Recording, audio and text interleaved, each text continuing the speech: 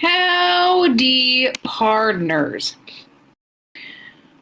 Welcome to the Pinfall Podcast. I am your host, Liz, and I am joined, as always, by my one-of-a-kind, unique, special little snowflake of a co-host.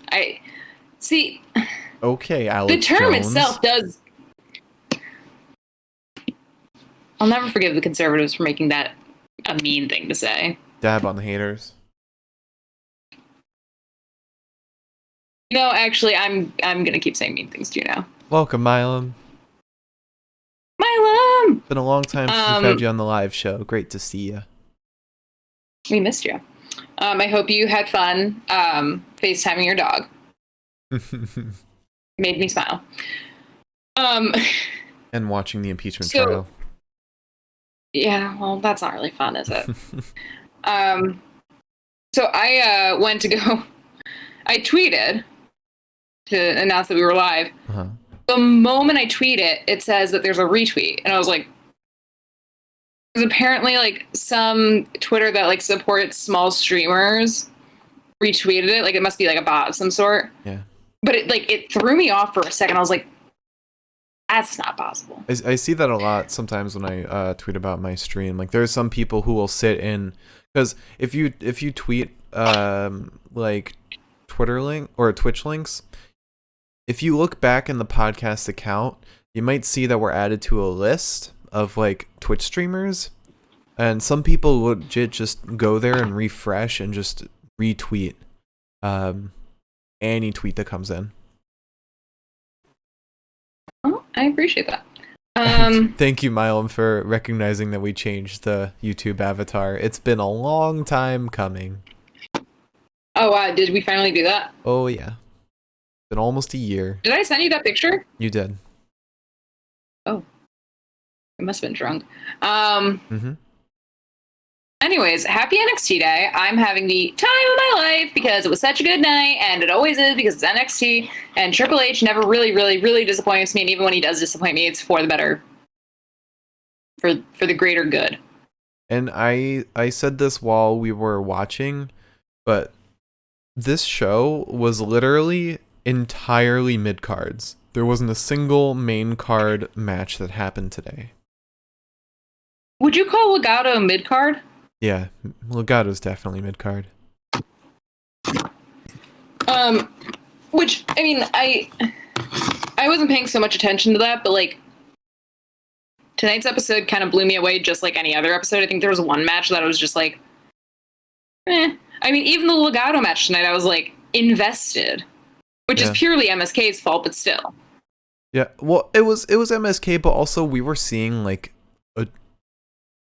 an amazing Legado today. Like, Wilde was just insane. What has Wilde been doing? I think I just, like, bullied him enough to the point where he was like, well, I'm going to prove her wrong, and then just showed up and showed out, and I was like... Yeah, he saw all those non-existent Twitter mentions that you sent him. Mental. It's all mental. I bet we'll find out he's a Gemini. It'll all connect. Great. So news? News. But first, lip gloss. Oh, we have a wheel. I forgot about the wheel. Oh, I thought we were gonna get out of that today.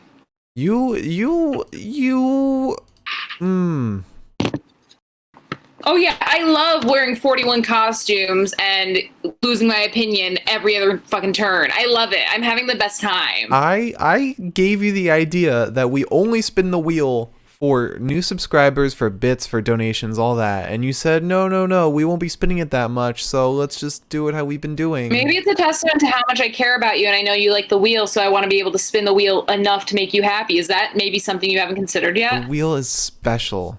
I'm fine with keeping it special. But if you guys out there, I mean, why are we asking the people? They're going to want to see us spin it every fucking minute. I'll do a shot of hot sauce if you let me get tacos from that place again. That hot sauce was delicious to do a shot of. If we change the wheel to be only for subscribers, for bits, for donations, we will put more dangerous stuff on the wheel. True. So that's your guys' incentive to want us to switch it to that. If we keep it like 4 times a show, it's gonna stay how it is. Maybe add some other stuff too, but not really risky stuff. Alright, so with that said, Milam said he wants to see more accents. I hate doing the accents, so alright. Mark still hasn't given me North American accent, so... North American? You're speaking it. It's the accent that, like, all... No, the North American accent was what, like... You know, like, film noir, because you've watched enough of those videos, like, how they kind of talk in, like, this weird, nondescript, almost English accent? That was the North American accent. Colonial accent. No, it's called the North American accent. Oh, I didn't know that. Yeah, that's why, like, women like Audrey Hepburn sounded almost kind of British, and you're like, that's not right. I know you're not. Yeah. I think she's not. Gonna be. Yeah, but let's spin the wheel. We'll start with you. I thought you already had. I thought we were waiting. No, I've been waiting for you. She was Belgian. Never mind. She was British. That was the wrong. She was born in Belgium and she was raised British, so she was the absolute wrong fucking person to use. What? Retribution for your mistake is you have to wear a costume. I don't know why it always... Your spin is always your costume. Wheel fucking sucks, dude. Oh, man. Alright, while you do that, let me take care of my spin. Beautiful. Stunning. And I'm safe. I'm safe. Oh, that's cute. I know. I don't think I'm gonna take this off now. You'll have to if you get a costume again, or you add something onto it. Yeah, that's something onto it. Alright, news? I'm kind of just admiring myself. News? Or we skip? I feel like those, like... What? What's that? I said news or we skip. Ew, that'd be so cruel. Anyways, God fucking dang it. It was a slow news day. Or slow couple of news days. Can I just acknowledge what you just said? I'm sorry, it was just funny. You said, God fucking dang it. As if you had to censor yourself on damn it, rather than fucking. I like to, it's sort of a balance. Alright, so shall we jump into the news, I guess? As I said, it's a slow news day. Slow couple of news days, I guess. It was very boring. Not a ton of interesting shit. Just, originally it was that Johnny Gargano was out of TakeOver, and I thought, like, oh shit, I wonder why. I thought maybe it was like COVID kind of thing. No, it was just Johnny Gargano working me, which I was like, oh, yeah. Okay. At this point, it's not news. It's just a show. I know, that's the problem. Let's see. So, we've been, we'll say 4 pieces of news, 2 be 5, but 2 kind of coincide. So let's start with, God bless, Eric from the Viking Raiders. Oh, the cat's going into the litter box. She hasn't pooped yet today, so. Glad everyone got an update on that. I think everyone is Milam, and honestly, I feel comfortable. Don't insult the people that are lurking in the stream. Well, I can't see how many people are viewing. I can't either, and I don't want to. Oh. Well, if you're lurking, I apologize. I'm happy that you know about my cat now. Eric from the Viking Raiders and his wife or girlfriend? Wife. I don't know what they are to each other. Sarah Logan. Sarah Logan. finally had their baby, which it feels like it's been a solid year. Mm-hmm. Since she was pregnant. Apparently she was in labor for 44 hours as well. Wow. Which is just fucking... I know that, like, when, like, somebody's in labor for 44 hours, it usually just means that, like, the time from, like, when their water broke to, like, when they had the baby was that long. But still, that's a bit excessive. After 9 months, or I guess 12 in her case, it seems. Mm-hmm. That's a bit much. But anyways, I guess congratulations to them. Let's discuss, speaking of... Not really. She's pooping. We have a show. She's pooping. So speaking of, I don't want to say health issues, but like issues. Devon Dudley plans to return to the ring next year. Really? Yeah. Despite the stroke. Did he forget it's 2021 and not 2005? He said, if you could handle the nightmare that's just happened here. Continue with the news and I'll take care of this. Quickly, please. Oh my god. This cat has, like, a penchant for just nuclear fucking shits. Pardon me while I set myself on fire. So, yeah, Devon Dudley basically said he was speaking on his podcast, the Table Talk podcast. He said that he's not putting it out there. He's not saying that he was gonna, like, he said he wasn't gonna be in the Rumble next year. I don't know. Oh yeah. Okay. So he said he's not gonna be in the Royal Rumble, which obviously, but he said that he would love to be in it next year. If everything still goes right with me, I would love to have the opportunity to do that, but I have to be straight. My body has to be good and ready to go. I'll be honest with you. I think I'll be fine. I'll declare myself in saying that I will try to get ready for the Royal Rumble, and hopefully Mr. McMahon picks me to be in it. But if not, then I can't do it. Obviously. Which, you know. He must have, like, caught the stroke, like, the moment it happened. Because he seems super fine at this point, which is good for him. He says that he plans on coming out of retirement, and he's willing to get back in the ring. It makes me a little stressed, because, you know, you did just have a stroke. I guess at the very least we can take this as, like, one of those, like, good, you're healthy, at least, or healthy enough to... I don't think a lot of people have strokes and then a year later they're like, yeah, I'm getting back in the wrestling ring. Oh, wow, what an interesting news story. You were in the room while I was talking about it. I only heard, like, half of it. Something about Rumble. Yeah, I don't know when, because this article came out today. I don't know when he said this. I don't know if it was on the podcast. I don't know. It just says that he was talking on his podcast. And I assume that means recently. Mm-hmm. Why would they publish a story? Because he said that he wasn't going to be in Rumble this year, and it's like, well, yeah. Obviously. Mm-hmm. Because now here we are. But anyways, just, yeah, good for him at the end of the day. Yeah. Mm-hmm.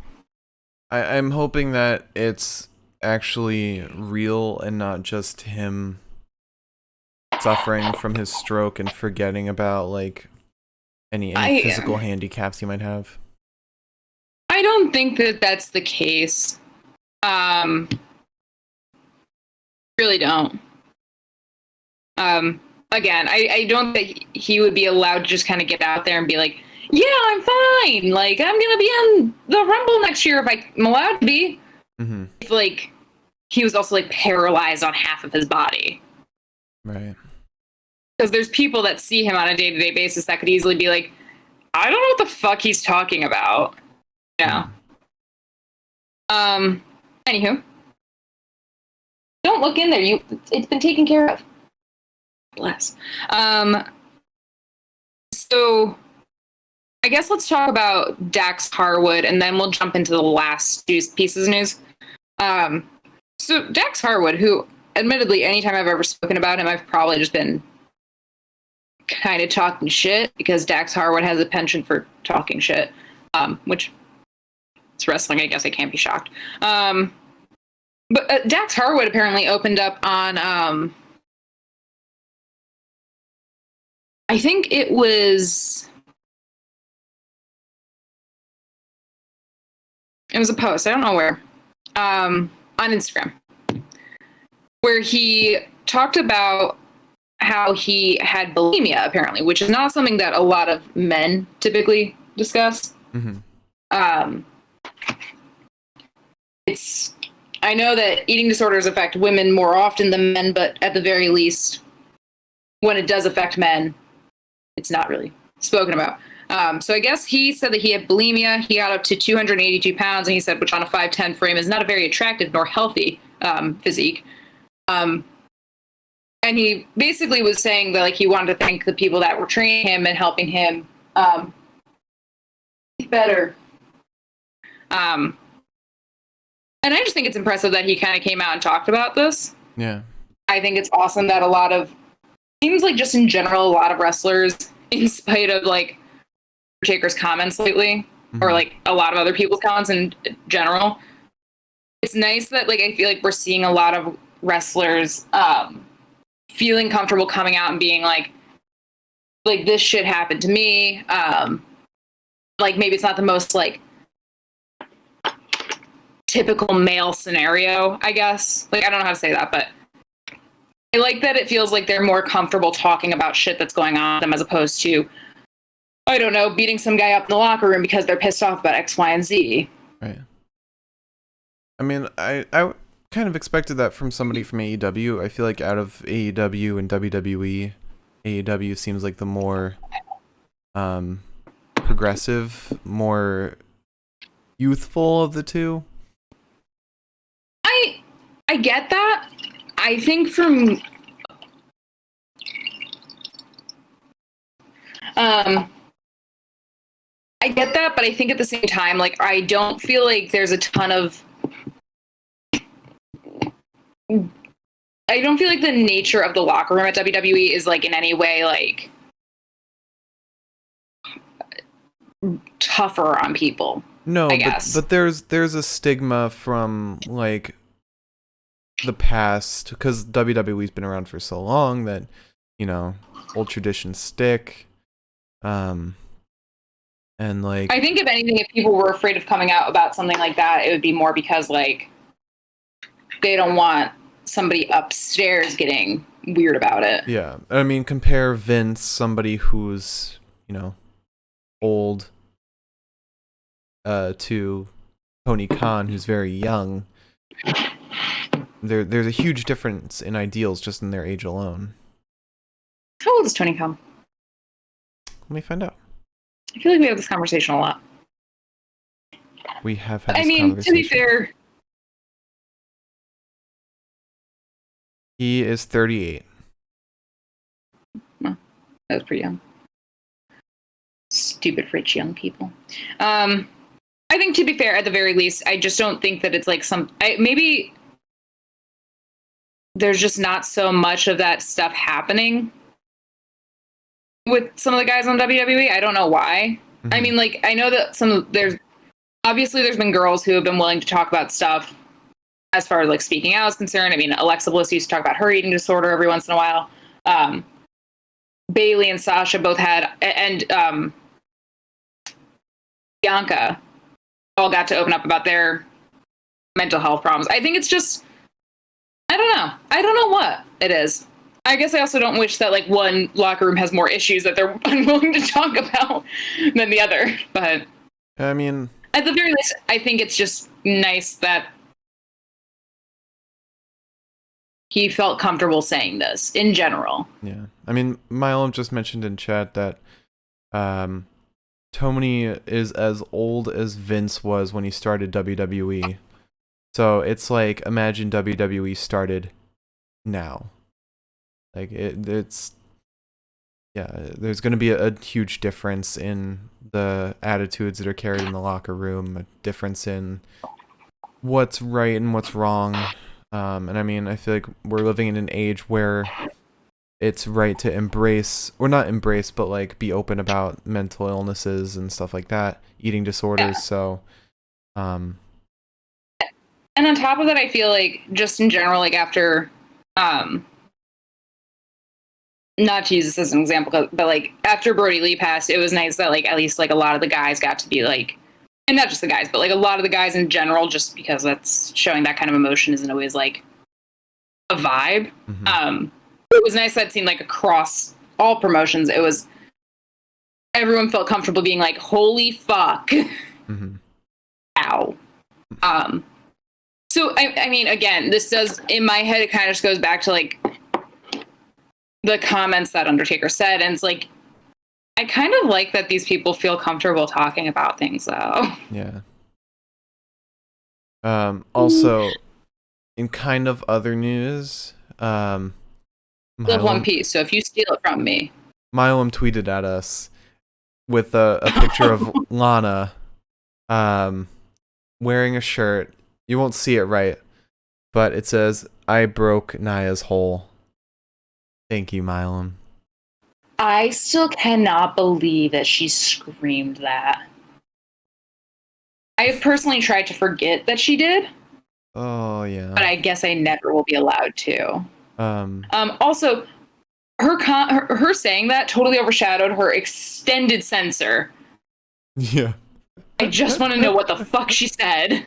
We both just sat there and we were like, anywho, final pieces of news. They fall into the same category. So Bad Bunny has apparently sold an insane amount of merch for WWE. Mm-hmm. I was one of those people because I ordered a shirt for Sarah because that is my wife. But now it's looking like the WWE is potential, and I want to make sure I get this right, is potentially interested in bringing Cardi B in. Cardi B? Well, okay, so do you remember after Legends Night? Yeah, I remember that. It sounds like they're interested in bringing her in. Apparently, Nick Khan, no relation to Tony, mm-hmm. said because, there's no touring right now, it could be kind of cool if you've got Bad Bunny around to have Cardi B involved too. Mm-hmm. Just because pop stars, relatively same genre. Plus, like, it reaches out to a wider variety of people. Mm-hmm. And all I could think of was Cardi B chewing Lacey Evans out on Twitter. And I said, sweet Jesus, give me that match right now. I am begging. WWE also on their YouTube channel released a whole video talking about Bow Wow after what he said. Let's see, what was the exact video they released? I want to make sure.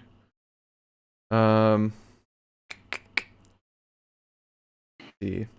Yeah, there's a video titled, "Could Bow Wow be the next hip-hop star headed to WWE?" No. I need Cardi B first. I do think it's a good idea. I mean, like, they're not fucking going anywhere. Yeah. At least not doing anything and making money off of it, really, at this point. So, like, why not? Give us more Bad Bunnies I did hear, and Pat McAfee's. I just want more Bad Bunny. Pat McAfee. Pat can eat an ass. I did hear that apparently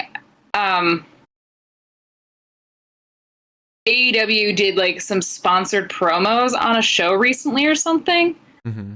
And I know a lot of people were like kind of freaking out. They're like, are you seriously like going back to the WCW days and like doing all that shit just for like the cash grab? Because like, if so, learn from the past. Mm-hmm. And I was like, God damn it. I always make the joke that AEW is not like looking back to what WWE was before it was WWE and correcting their shit. But I don't know. Anyways, that's all the news I had. It's a very slow news week. And I don't really see, unless something crazy happens, I don't really see anything extra special coming up by Friday. But I also don't care because it's Wednesday and this is my favorite night of the week. I'm going to fucking savor it. Hell yeah, brother. I heard something recently about WCW coming back. But wasn't WCW WWE? Yeah, but it was overtaken by AEW. Was it? Yeah. Very confusing. Oh wait, maybe not. Weird. Because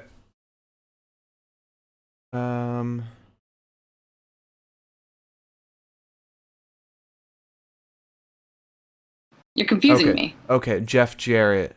Never mind. Because the Wikipedia mentions Jeff Jarrett. And that he was overtaken by... Oh, no. The market position of WCW was overtaken by AEW. Never mind. I was wrong on both fronts. Just like the idea of Jeff Jarrett being overtaken by AEW. Just his person, his being.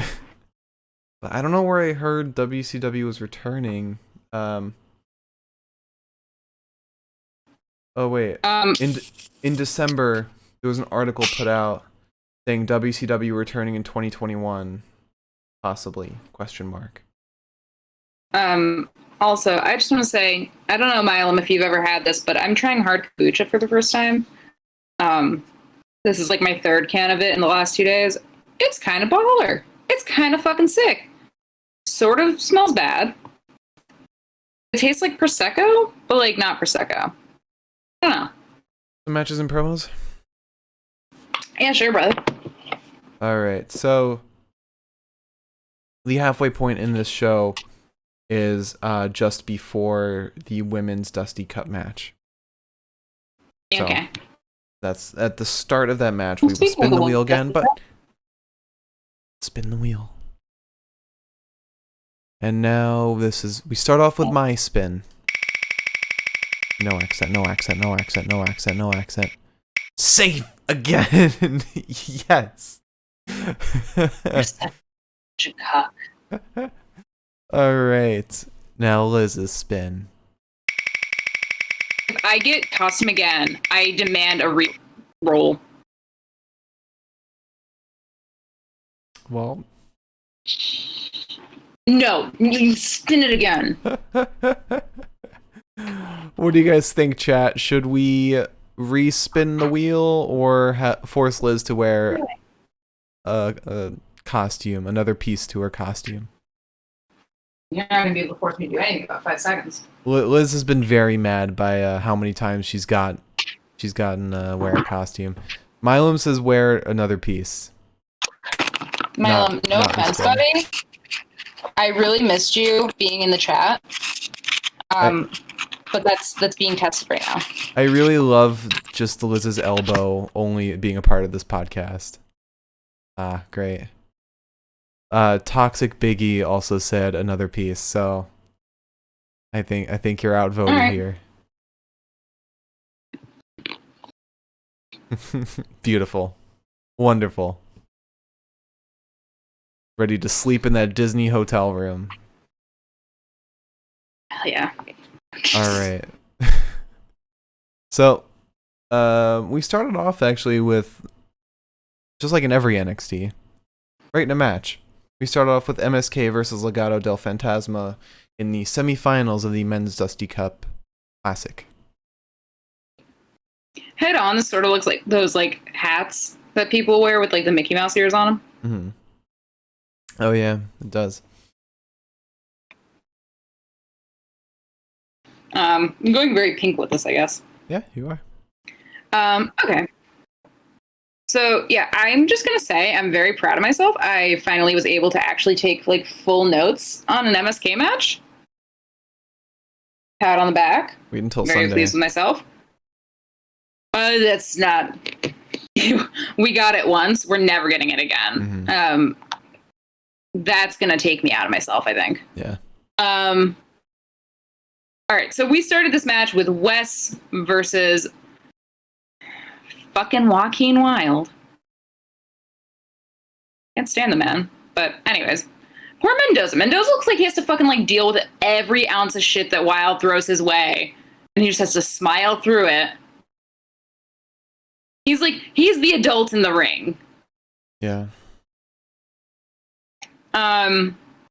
So Wilde takes Wes down to the ground with a submission hold on his arm. Wes ends up standing up, and Wilde takes him right back down to the fucking ground. He then kips up with like the most speed I have ever seen of anybody kipping up across the board. It's the fastest kip up I've ever seen. That just means that his core strength is just that good, and that's horrifying. Mm-hmm. We get a calf crusher on Wilde. Wes gets a hold on Wilde's arm. I don't think that was a calf crusher on Wilde. Sorry, it was a calf crusher on Wes. My brain is still adjusting to him being Wesley and to Zach Wentz being Nash Carter. Mm-hmm. So I refer to Nash Carter as Zach for half these notes. And then as I was like typing when Wes was in, I was just like, Wes. Real quick, Toxic Biggie said in chat, I don't know what's going on, but I can vibe with this. This is a recap, a post show of tonight's NXT episode. Welcome, by the way. Glad to have you. Honestly, Toxic Biggie, that's me going into this podcast every fucking time, so that's fair. Milo added that he doesn't have cable access now, so he didn't even see the episode. He's just here for us. Aw, thanks, Milo. I'm glad to have you. My soul. Well, that means I've got to make it good. Shit. Yeah. Pressure's on. So anyways, so there's a calf crusher on Wes. Wes gets a hold on Wilde's arm and shoves him into the corner. We get Nash Carter in after Wes is like very gently dumped over the ropes, lands on his feet. Wes gets an enziguri on Wilde, who's now in the corner, and then brings some double knees down onto his chest, just in time for Nash Carter to senton multiple times. Would you say there was multiple sentons? Because he kind of just like senton once onto Wilde in the corner and then just bounced with it for a bit, and I was like, "No, Mr. Carter." That was one. He just did he bounced. He just bounced with reverb. How's that? Yeah, an MSK senton or whatever it's called. Yeah. So Nash just fucking tosses Wilde, light as a feather. However, he tosses him over into his corner, so Mendoza gets in. There's a headlock on Wentz. We end up getting Wesley back in. Mm-hmm. Sorry, headlock on Carter. Then, like, they also, at one point, both he and Mendoza, like, went down with each other. Like, as if they were going for, like, a neck breaker or something. But at the same time, it was kind of cute. So Wes gets back in. He starts kicking Mendoza. There's a kick upside the head. And then a Nash Carter goes off the ropes with a double stomp onto Mendoza's back. Which, no offense to my darling dearest Finn Balor. That's how you do it. He could learn a thing or two. Also, thank you, Toxic Biggie, for following. Thank you. At this point, though, we get the thing that always annoys me in tag teams, where like the announcers are always like, well, you got to keep the fresh man in, because it's like Wilde gets in, just like kind of clotheslines Carter in the corner. Mendoza gets in, does the same thing. Wilde gets in, does the same thing. Mendoza gets in, does the same thing like 40 times. Yeah. And so I just said I'm not going to fucking take notes on that. Oh, and thank you, Toxic Biggie, for the 25 bits. Thank you so much. You see, we got bits. I'm telling you, we could spin the wheel for bits and stuff. I'm telling you. I gotta watch when I speak next time. Okay. Listen, how was I supposed to know? Thank you. We appreciate it, Toxic Biggie. I think the best part of this podcast is that we go into this from conversations that we've been having throughout the day to people that have no fucking context for anything that's happening around us. This podcast is just a window for our lives. Nobody tunes in for wrestling anymore. If I punched my hand through Mark's wall right now, you would see it in the camera, just so you understand how close we are. That mirror right there, Liz is right on the other side of it. Yeah. So we get Wilde and Mendoza in. They do a team suplex to Mr. Wesley. Mendoza assists Wilde as he bounces off the ropes. Like he lifts him, bounces him backwards, and on the rebound, throws him down onto Li, which they tried to do last week and it did not work. Mm-hmm. It looked bad. And this week they said, aha, we figured it out. And I was like, Jesus fuck. So Mendoza does blah, blah, blah. Li hops over Mr. Wilde. He gets Carter in. They just start attacking Mendoza. There's a kick to the face of Mendoza and like a cute little knee to the jaw of Mendoza. It made a lot of noise for what looked like very much like a little boop. Just a little boop, which he made up for afterwards with a nasty soccer-style kick to Mendoza's fucking head. Which I watched and I was like, there should not have been that much follow-through, but okay. Mendoza then puts a boot into Carter's chest, which he probably deserved at that point. He gets Wilde in, who drop kicks Carter on the outside, on the apron. Li is then knocked... Or is it Li? No, it's not. I don't really know. Oh, yeah, okay. I got it. Carter was knocked off into the barricade. Promise, I haven't had that much to drink. And then Wesley is taken off the apron as well. Mendoza nearly takes Carter's head off once they're back in the ring.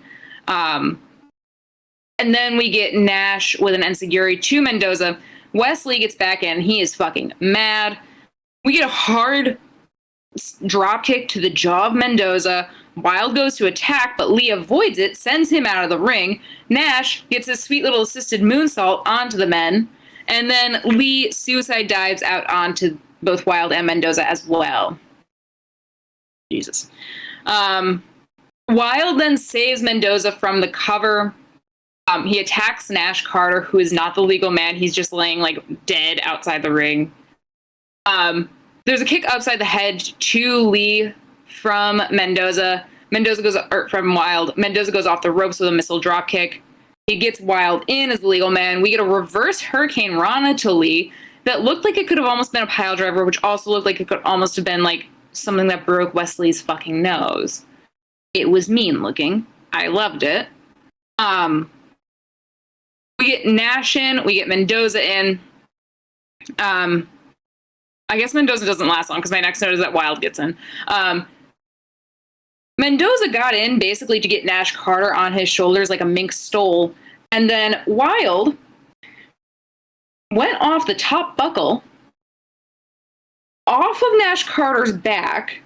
As then, Nash Carter's on Mendoza's shoulders. Right. Nash Carter is still on Mendoza's fucking shoulders, so he uses him as a stepping stone of sorts to then flip down onto Wesley, who this was not really talked about much, but Wesley got his feet up, managed an inside cradle, but Mendoza broke the cover up. Wilde then grabbed Li, and Mendoza went off the ropes to attack him, but Nash grabs Mendoza's feetsies, pulls him out of the ring. We get a super kick to the jaw of Wilde from Li. Carter got back in. We got Wilde on Carter's shoulders. Carter went over those shoulders to bring Wilde down face first into the ground, which I guess is also called the MSK. Don't really know. But they do that. MSK wins. Thank fucking God. I'm so excited for Vengeance Day. It's going to be so fun. Oh, yeah. Which, by the way, join us. We will be podcasting on Vengeance Day as well. Yeah. And then we'll be recapping our predictions and doing a lot of drinking, as what happens on every pay-per-view. Right after this, we have a little vignette. Toxic Biggie Vengeance Day is this Sunday. This Sunday. Valentine's Day. Not sure when the show ends, but it'll be sometime around like 10-ish Eastern Standard Time. I'd say around 9:30, 10 usually. Yeah. Usually takeovers they truck along pretty quickly. Yeah, because they don't really do promos. Because there's not really. But right after, we have a little vignette with Mercedes Martinez. Oh, thank you, Toxic Biggie. We hope you'll spend it with us too. She's talking about, you know, Io Shirai and fucking the match that they have. I don't know about you, but I'm actually really excited for this triple threat match.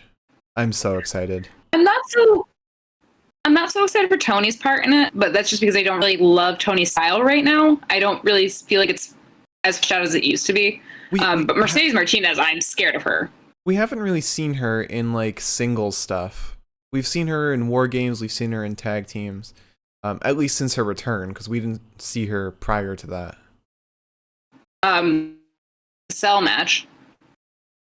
That's the only thing that really stands out to me as a singles with Rhea, where Rhea fucking tied her into a fucking table.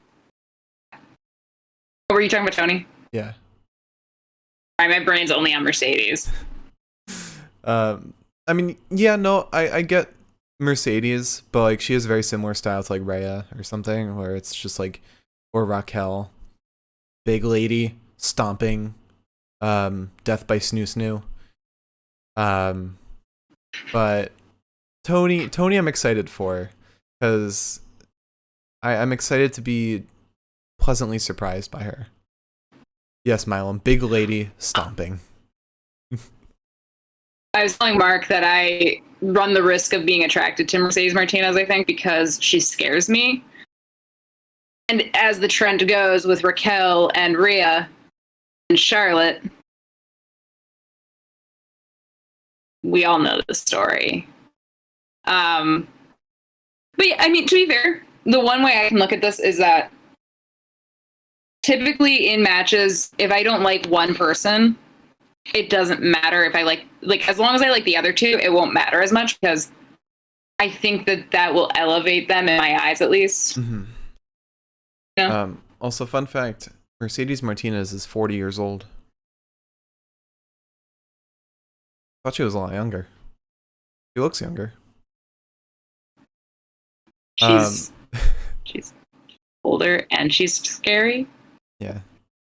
Also, Toxic Biggie asked who would win in a WWE fight out of the two of us. Me, I'm scrappy. You're scrappy, but like, I don't know. It depends on the stip. If it's last man standing, no DQ, it'd be me. Yeah, because you'd like fucking pull out a knife or something. You would be the first WWE wrestler to pull out a gun in a match. Yeah, you're right. Fucking New Jack wasn't really in WWE, was he? Milam said it depends on Mark or Pokemon Mark Cameron. If it's Mark Cameron, I lose. Take Mark Cameron down instantly. Mark Cameron loses immediately. Yeah, no, there's no chance. No, I think between the two of us, I definitely probably would win. I don't go down easily. You don't. You are very flexible, very wily. Yeah. I feel like no matter how much I try and overpower you, you would somehow squirm your way out. Somehow. I'm a little bit of a worm. There is no pinning you. At all. I also have very strong thighs. I could choke a bitch out. Yeah, that's true. Think of that how you will. We've had faux wrestling matches before, and yeah. I'm very talented. Also, because I used to grow up fighting my sister all the time, I've had training. Mm-hmm. I don't have a fight or flight response. I just have a fight response. It's basically, imagine Aleister Black versus Timothy Thatcher, because I have a lot of martial arts experience, and you're very, like, grapply. You get your little ballet legs, so. Yeah. Anyway. So I like the concept, though. Maybe for the Mike Romies. Yeah, if we can hit 50 subscribers, we'll have a wrestling match live on stream. Oh, but can we make it like really shittily produced though? Like, can we make it instead of like live on stream? We'll make it like really poorly produced, like Talking Shop Mania. Oh yes, absolutely. We'll get Max to do commentary. Max will do commentary. But we should also be there commentating it as well while we watch it. Oh, I thought you meant while we're wrestling. Oh no, we'll make it look like it's while we're wrestling. Okay. Movie magic. Okay. All right. Anyway, so after that, we had... I don't know how we got here. We had Xia Li versus Cora fucking Jade. My God. Oh, Cora Jade, I feel so bad for you, sweets. I find all this Xia Li stuff cool, but Xia Li's whole like flourish in the beginning of the match where she works with the sword, it's so cringy. It is so cringy. I liked it more when it was in the ring because at least like I felt like, okay, we're here. I know the match is going to start soon. When she's not in the ring, I'm like, Yeah. Also, still confused on the Tian Shaw thing because that quite literally translates to goddamn. I don't really understand it. It's probably like a rough translation, like it's like damned God or something. Maybe. I mean, Google Translate was pretty quick with it. It didn't even like give me like an alternate suggestion. It was just like, no, this is what it is, and I was like, okay. However, so Xia Li gets into the ring, and fucking Casey Covidzaro and her little pal Kaden just come out of nowhere, and all of a sudden they're worried about Xia Li, which is very confusing because Xia Li has been going through this transformation for a while now, and she's been back in the ring for a while now. Why is Casey all of a sudden worried? 2, why is she sitting there saying, this isn't you, this isn't what you're like? And it's like, bitch, the last time you fought her, you went to shake her hand, and she beat the shit out of you. So no offense, kind of think this is what she's like. Hate to break it to you. We've been watching Xia Li for a while now, and I don't think I ever remember a time where I was like, oh, Xia Li, that good-hearted Samaritan of a woman. It's always been, oh, Xia Li, you sore loser. Or just, oh, Xia Li, you're scary in the fucking ring. Mm-hmm. You definitely don't give my heart, like, warm butterflies, which is fine. I don't expect my wrestlers to do that. Oh, I don't know, maybe it's because, like, after Casey had, like, her whole thing this fucking weekend where, like, she was out partying with, like, the fucking MAGA bitch or whatever. I don't know if, like, that just suddenly, like, snapped inside me and soured me on her, but, like, they came out and I was like... I think it is. She's a stupid fucking moron. She is an idiot. Yeah. Just an absolute moron. Anyways, so Jade attacks from behind while Casey and Kaden yell at Xia Li. This does not stop Xia. Xia beats the absolute piss out of Cora Jade, finishes her with a spinning heel kick, pins her. Once it's all done and said and done is actually the saying there. Done and said. There you go. Xia Li decides to stomp Cora Jade just for a little bit of added effect, kind of taking a book out of the Thatcher notes. Wants to teach her a little fucking lesson. And then Kaden decides to take it upon herself to go speak to the Dragon Lady, who's like just sitting there, no interest in Kaden. And Kaden, horrible at fucking improving lines. She's like, what are you doing? Why did you do this? She's not like this, over and over and over again. And I was like, bitch, maybe she is. People change. Shut up. I don't care anymore. Xia comes up and is just like, leave her the fuck alone, and throws her. And then Casey comes through. Xia attacks Casey, all while Dragon Lady is strangling poor Boa, who has nothing to do with this. Boa, like... I feel bad for Boa, dude. Give my man a break. It got me so interested in this storyline last week when we had like the cool background and everything. I'm still interested in it. I am. I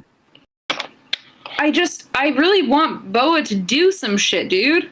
What is his deal? Why is he there? If not to do some shit.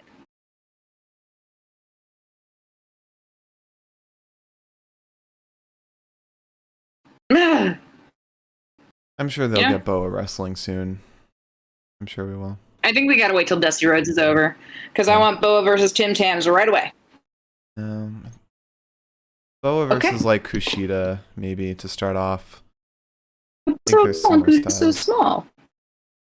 Boa's not big. He's huge. He's not. Boa's like 6'5". What? Boa, WWE. He is not 6'5". Sorry, Boa's 6'4". My bad. I'm sure that's also one of those like horrible heights that WWE books. Like, not actually 6. Was it 6'3", 6'4"? You said he is. He does not look that tall when we saw him today. But anyway, I'm also Kushida's. I mean, his head falls between the second and the first and second ropes when he stands next to the ring. I don't believe that. I don't. I mean, I guess it's hard to judge because every time he's in the ring, or There, it's a very close comparison. is Xia Li sitting down or standing up? She's sitting. Okay. You can see her ass. I don't know. Just saying, first and second ropes there. I don't know. That seems like a short 6'4". Why are you so hell bent on him not being that tall? You saw him sitting next to Riggs. Riggs is tall as shit. I'm more hell bent on fucking WWE and their horrible height estimates. Like, I'm telling you, if we found out the height of one fucking wrestler, we would know the heights of everybody. Yeah. Like, give us Adam Cole's height. This is very off topic, and I apologize for that, especially to people that are tuning in for the first time. Mm-hmm. But I used to listen to this podcast that was the whole point of it was to solve mundane mysteries. It was from Gimlet. And one of the mysteries that this person tried to solve was how tall Jake Gyllenhaal is, because apparently his height fluctuates on a lot of websites. So she finally, she managed to run into him. It was totally by accident. She was out to dinner or something. Mm-hmm. She ran into him. And she was like, listen, this is fucking weird, and I'm sorry. How tall are you? And he wouldn't fucking tell her. He's being super coy about it too. Not oh, fuck off, leave me alone, but being I can tell you. How tall do you think I am? And so she finally ended up finding out how tall he was, but she had to do all of this fucking work, and that's how I feel about the WWE. Is I don't feel like I can trust anybody's height in any situation ever unless they pull out their driver's license and they're like, this is how tall I am. I don't. Milam said Jake is the exception to the height rule. He can be any height he wants. Absolutely. That's fair. But also, it also extends to weight. Because you look at some of those people in 205 Live, I don't believe Matt Martell is under 205 pounds. I don't. Matt Martell's a big dude. Well, he's a boxy dude. Yeah. But wasn't Leon Ruff he weighed more than you do? And I was I think he weighs 10 pounds. Does he put in? Less than 10 pounds less than me. I mean, I'm skinny, but I'm not Leon Ruff skinny. He weighs a couple pounds less than you, but he's also a couple inches shorter than you. Okay. And I was like, no offense. I love Leon Ruff to death.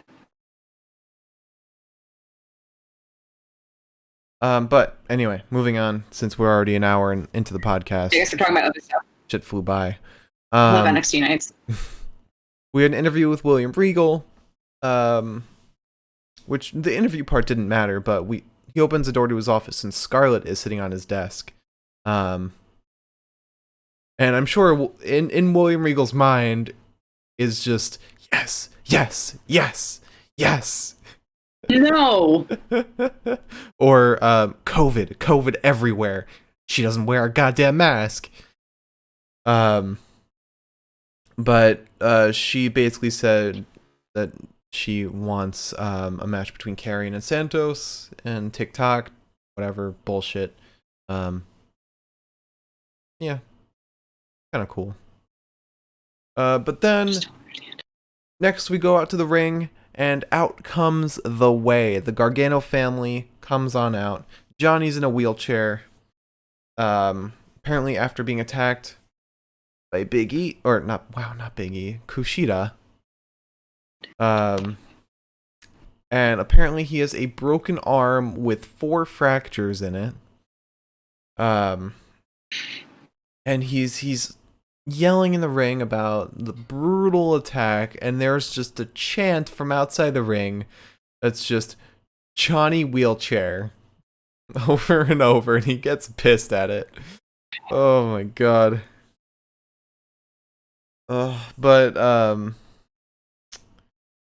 Yeah, because of this injury, he can't defend the North American Championship against Kushida this Sunday.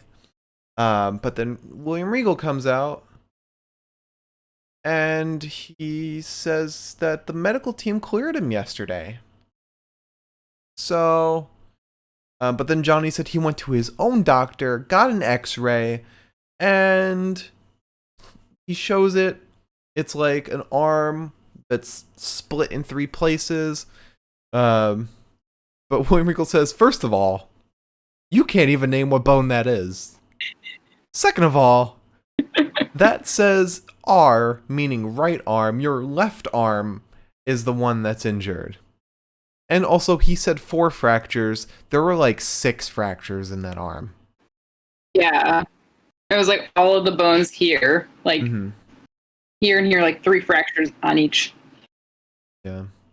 And then, this part I loved. Regal said, you can have Austin Theory be your surrogate for your title, because Austin Theory and Kushida have a match later on. He said Austin Theory can put up your title and defend it later today, or you could just give up the title. Johnny refuses, and suddenly Kushida's standing right behind them, just as if he's a member of the family.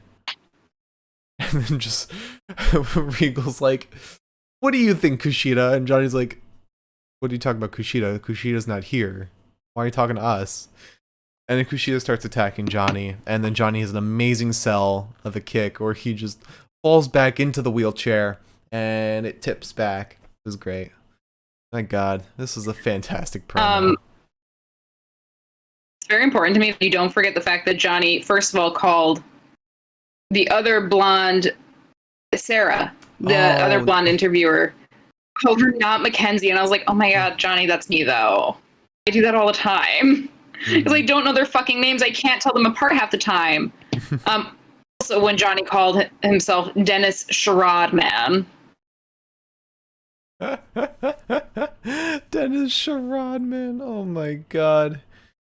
Alright, so after that, we move into Ember Moon and Shotzi Blackheart versus Candice LeRae and Indy Hartwell in the semifinals of the Women's Dusty Cup Classic. But before we do that, we have another spin of the wheel to get to. God, stop. We'll start with Liz this time, and here we go.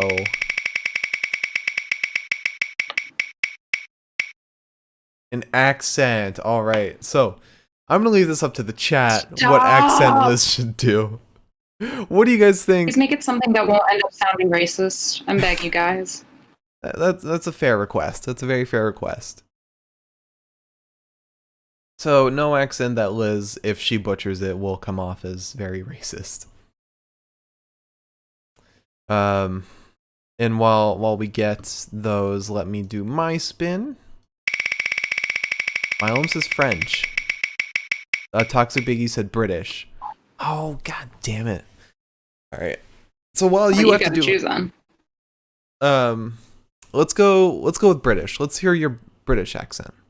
And while you have to do an accent, I have no opinion for the best of the night. And I apologize to everyone watching and seeing the wheel. Streamlabs does a horrible job at making wheels. It puts all of the words, no matter what length they are, at the same length. So short words are stretched out, longer words are condensed. So Liz, give us your English accent as we move into the Dusty Rhodes Classic match. Okay. So we start with Shotzi and Ember versus Candice and Indy. That's a good accent. That's really good. Thank you. Thank you. So I tuned in mentally way late. There was a drop toe hold and a drop elbow onto Candice. There was a knee to the bridge of the nose to Candice from Shotzi. We got Ember in. Ember is just spearing her and shit. Or shite. Milam said your British accent's definitely better than my Boston accent, but he loves my other ones.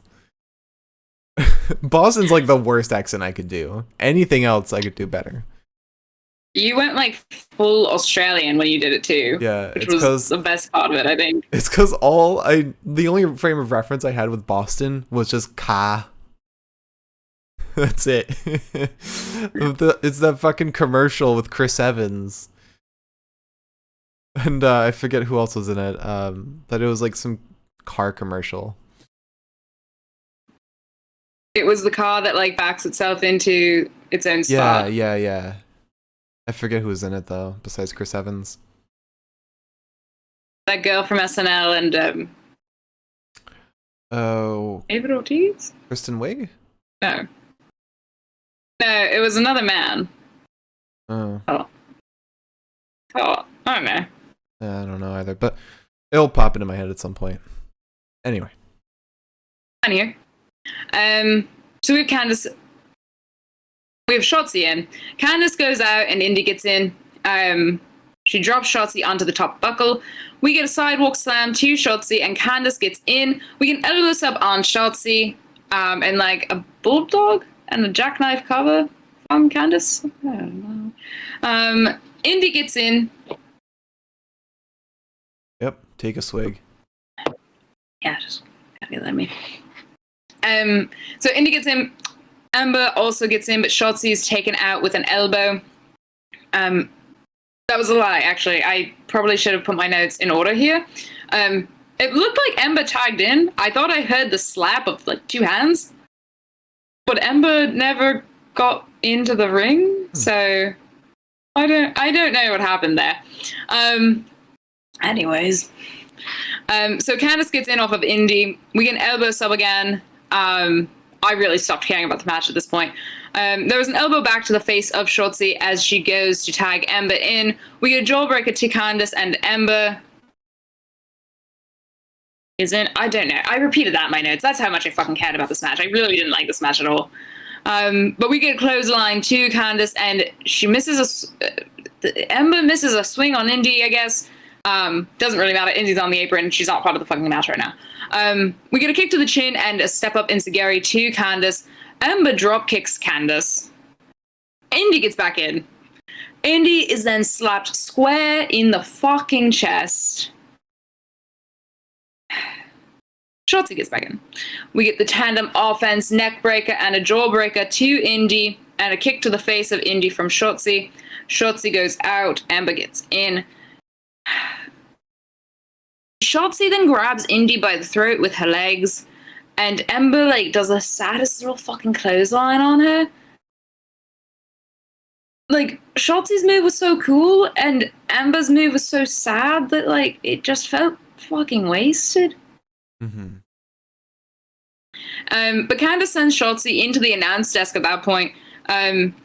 Ember is then tripped by Indy. Candice goes off the ropes with a Hurricane Rana onto Ember, who is thrown into Shotzi. I got really scared on that move. I thought Ember was about to die. We go to commercial. We come back. It's Candice versus Shotzi. We get a neck breaker over the thigh of Shotzi and a senton to Candice. Ember gets in. Candice goes off of Ember's shoulder, right in, sending her jaw right into Ember's thigh. We get a bulldog to Candice again onto the thigh of Ember to complete a tandem offense from Ember and Shotzi. At this point, Shotzi's in. There's a pump kick under the jaw of Indy. Indy gets in. We get a moonsault off the top buckle onto Ember's midsection. Candice nearly fucking dies, diving out onto Shotzi. Just nearly went face first into the fucking ground. Real quick. Toxic Biggie found the commercial. It's the Smat Pack. with Chris Evans, John Krasinski, and Rachel Dratch. That makes sense. Thank you, Toxic. John Krasinski. He's what? British. No, Boston. No, Boston. Wow. My brain just wanted to say that shit too. That's all that was. But yeah, he's from Boston. Oh, pity. I hate Boston. Anyways, lovely town to visit. So Candice gets in. Indy slings Candice into the corner, but Ember moves, so Candice just kind of hits the fucking buckles on her own. Ember then sends Indy back into Candice, and in the back of my head, I'm just like, well, maybe this will be the moment that they stop breaking up. Mm-hmm. Yay. So Shotzi is punching Candice. Candice ends up kicking her in the midsection. We get Indy back in. There's a wicked stepsister and an elbow drop from the top ropes from Indy. Ember breaks the cover. We get a high knee under Indy's jaw and a huge DDT off the ropes to Indy. Shotzi ends up kicking Candice LeRae in the head, and Ember hits the Eclipse onto Candice. Fucking looked amazing, by the way. We haven't gotten a good Eclipse from Ember in a very long time. Yeah. So, but then Indy covers Candice to save her from Shotzi's top rope senton. Shotzi still manages to land it, covers on Indy, and Shotzi and Ember win. Yeah. Not an amazing match. No, not by any fucking stretch of the word. I liked it, but mostly because of Ember and Shotzi. I feel like Candice botched a bit, and Indy wasn't really present, so. Also, Milam said, now when I see Chris Evans, I just see Mark. And I am honored. But then we have a promo with Thatcher and Ciampa. Just talking about how they're gonna win, and at the end, Ciampa kills his chair. That's not where you're ending it, is it? That's not where you're ending it. And Thatcher smiles at the camera with his dumb, toothless grin. He's so cute! He's toothless Timmy. Toothless Timmy and old man Ciampa. Then we have an interview with Santos Escobar. He's been given the gift of time by Scarlett and Carrion. Delgado walks in, and Santos wants Joaquin and Raul to pay Carrion a visit and make it so he doesn't make it to next week. And then we jump right into Austin Theory versus Kushida, not for the North American Championship. Liz? Yeah. Okay. Sorry, I'm just trying to type a thing. Okay, so Kushida versus Theory. I said, what if Dexter Lumis came out? And Triple H said, fuck you. Sweet. I said, thank you. Anyways, so Kushida's pounding on Theory until Johnny Gargano can walk and interrupts the two of them. There's a dropkick from fucking hell to Kushida. There's something about Austin Theory's dropkicks that are incredible. Yeah. Also, He's so much fucking hair. Milam said Kushida still isn't clicking for me. I don't know, the character isn't there yet. I get that. He doesn't really have a character right now, but he totally makes up for it with incredible wrestling skill. Like, the man is a genius in the ring. He is capable of literally anything.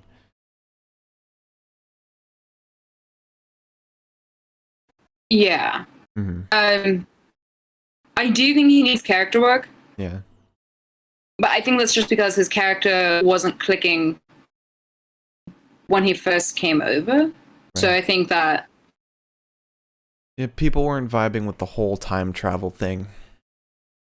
But I think the thing for me is that, like, I can kind of excuse the lack of like, character work for being really good in the ring.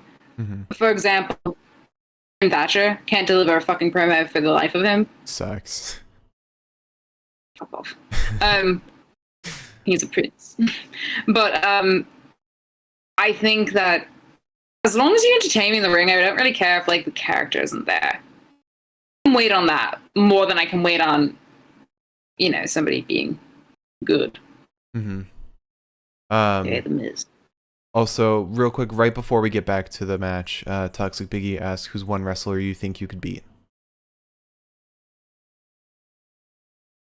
You go first. You want me to go first? I mean, an easy answer would... Actually, no, that's not an easy answer. I could probably beat Matt Martell.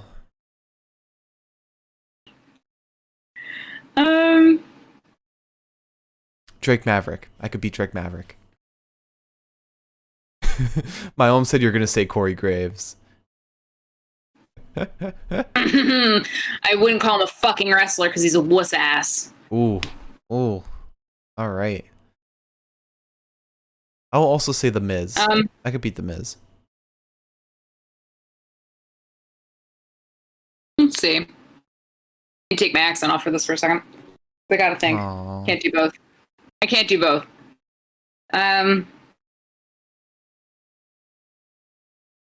You could probably beat Candace. Oh, I was going for a man, but I could probably be Candace. I could definitely be Indy. Yeah.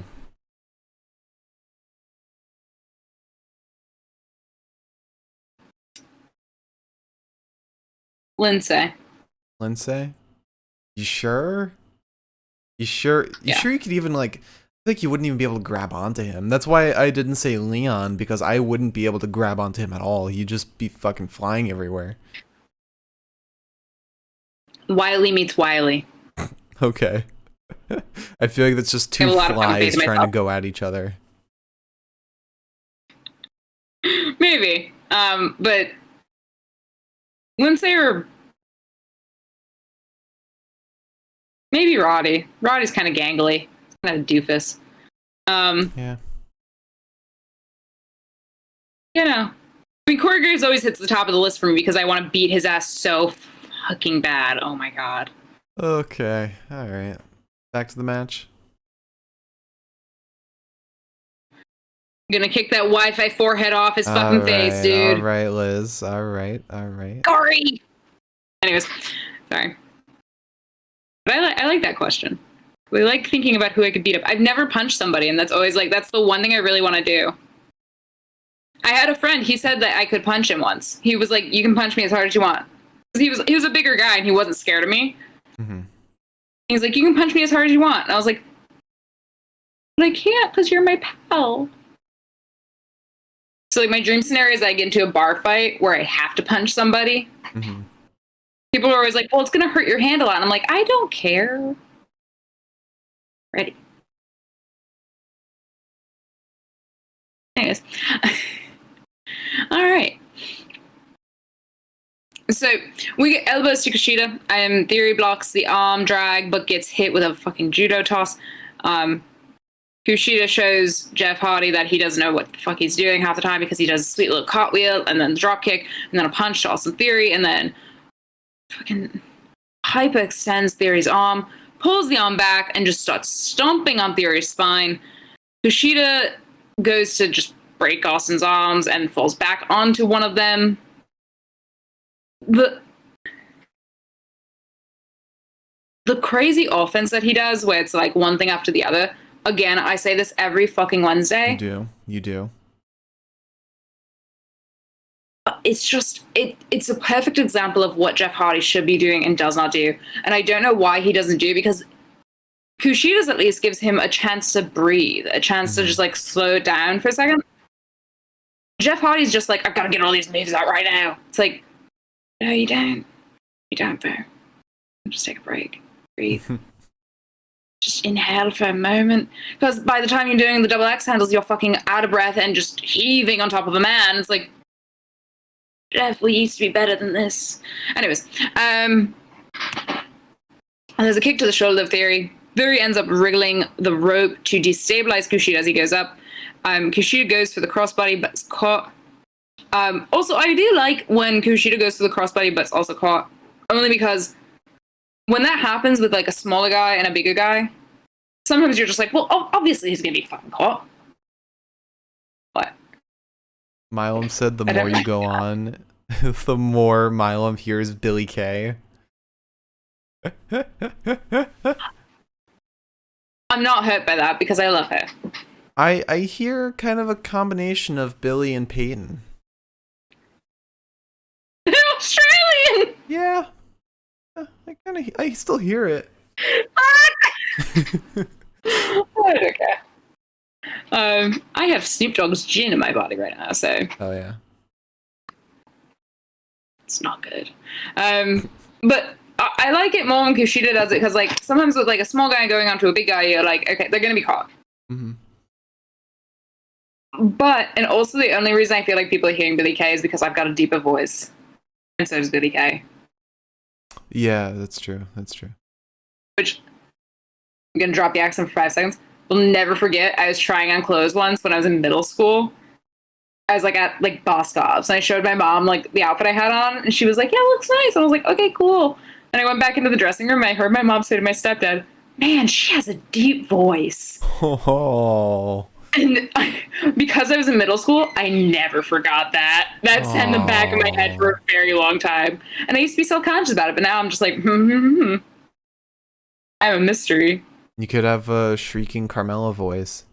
True. I mean, I would rather have a deep voice that's like kind of assertive than like a little Casey Kovadzara voice. Your accent actually to me sounds like Rhea. Also Australian, but still, shut up. That's hot. I'm gonna vibe on that one. Okay. So, but you finish the fucking point. Yeah. When Kushida goes for the crossbody, it's not. I don't always expect him to be caught. I expect him to sometimes take the guy out, which I like. Anyways, Kushida drops Theory face first into the turnbuckle and goes for a German suplex. There's a kick to the head. Kushida jumps down onto Theory, but Theory evades and then bulldozes Kushida ringside. Kushida nearly exposes his entire booty. Booty. By that I mean also Theory nearly exposes his entire booty. Austin Theory nearly powerbombs Kushida, but Kushida gets himself up onto the apron and then turns that hold onto him in the form of an armbar on Theory. Johnny Gargano can't handle this anymore, so he super kicks Kushida in the head for the DQ.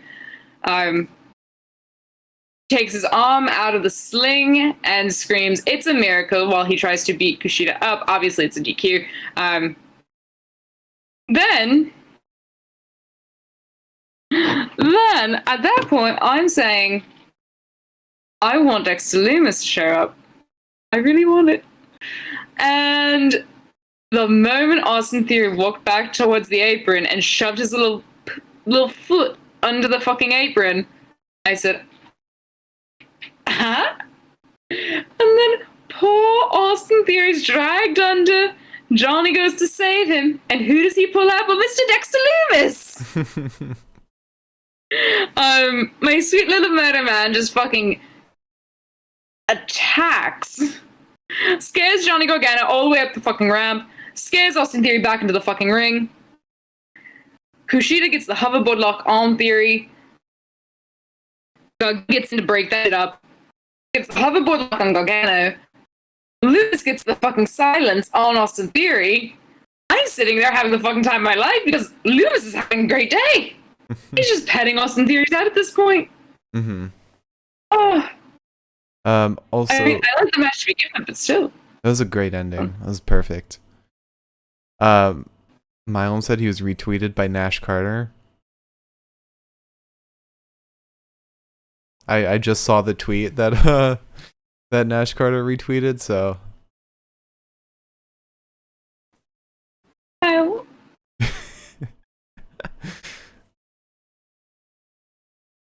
so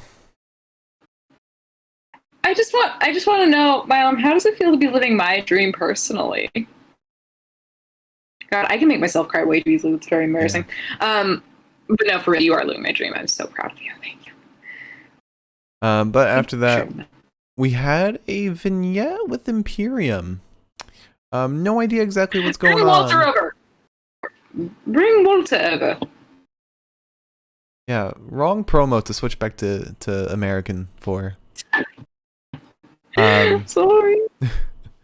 No idea what's going on with these Imperium promos, whether Imperium is entirely going back to the UK or if Walter is coming over to the US. I think it is actually Walter's coming over because there have been huge rumors for a while that Walter's going to be fighting Finn at WrestleMania. And of course they need to build up to that, so that was supposed to happen at the takeover that was canceled. So it only makes sense. And honestly, that's if we don't get Finn versus Edge, it better be because we're getting Finn versus Walter. But then we go backstage to see Legado dead, literally crushed by like fucking equipment. Then we see Carrion just pops in front of the camera, starts talking to the camera, saying he's gonna beat up Santos Escobar too. He's gonna die. Alright, whatever. And then we see a Lamborghini pull up to the Capitol Wrestling Center, and we thought Ridge? Mr. Ridge Holland, who I'm pretty sure left in a white Camaro or something, not a Lamborghini. He left in an ambulance. Or, I'm sorry. He left in an ambulance, so... Sorry. It's every promo that's the worst promo for me to drop the accent on is the one I fucking do it for. But anyways, he did leave in an ambulance. Yeah, Cameron Grimes comes in. He's fucking Mr. Moneybags. Brown suit with this top hat. He's got cash for days. He's passing out bills everywhere, throwing it across the room, fucking everywhere. And he said after being taken out by Thatcher, he's been thinking about his comeback. And he's been thinking about ways to take out Thatcher. But in that time off, he's been playing video games. And then he eventually ran out of video games and went to GameStop, where he fell in love with GameStop and wanted to invest in it. And little did he know that he invested at the perfect time. And so he did some more investing after getting rich, invested in Dogecoin, which he called Dogcoin, because he likes dogs. Yeah. Just gonna say that if he's making money off that, what are we doing wrong? We're not putting enough money What in. are we doing wrong? Yeah. Why? But that's really it. He tosses the money everywhere, does like a angel in it, and a snow angel in it, and that's the promo. We then get an interview with Johnny Gargano, basically saying that Johnny versus Kushida will be happening at TakeOver, Vengeance Day. So, yeah. I mean, after that first promo, I didn't expect it to be still canceled. And then we get a little vignette with Io Shirai. Kind of wrap up the women's challenge fucking match, whatever, vignettes. And then we have our main event. Timothy Thatcher and Tommaso Ciampa versus Grizzled Young Vets. GYV.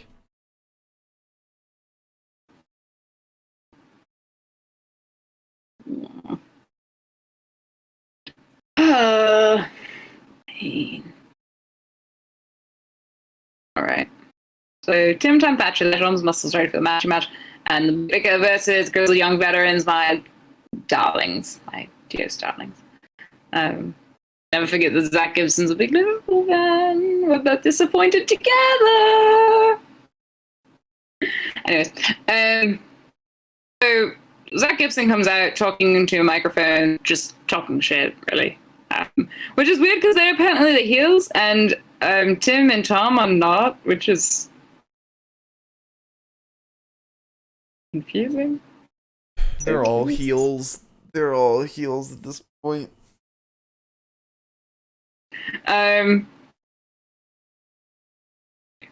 So Tommaso attacks Zach immediately. Tim takes over, attacking him, while Tommaso takes on James Drake. Then they kind of switch spots. Tommaso tosses Drake over the barricade, and then Tim tosses Zach into the ring with lovely little weird noises that he makes. Gibson's getting knees into his side from Tommaso. Tommaso gets Tim back in. Tim gets a top suck on Gibson and shoves him into the buckles. Drake then softens the blow on the buckles. And Gibson gets a headlock on Tim, on the rebound. So then we get Drake in. He's kicking Timothy in the corner. There's a short arm clothesline to Thatcher, and then they just kind of uppercut each other. Gibson gets back in. There's an uppercut to Drake, and then an uppercut to Gibson.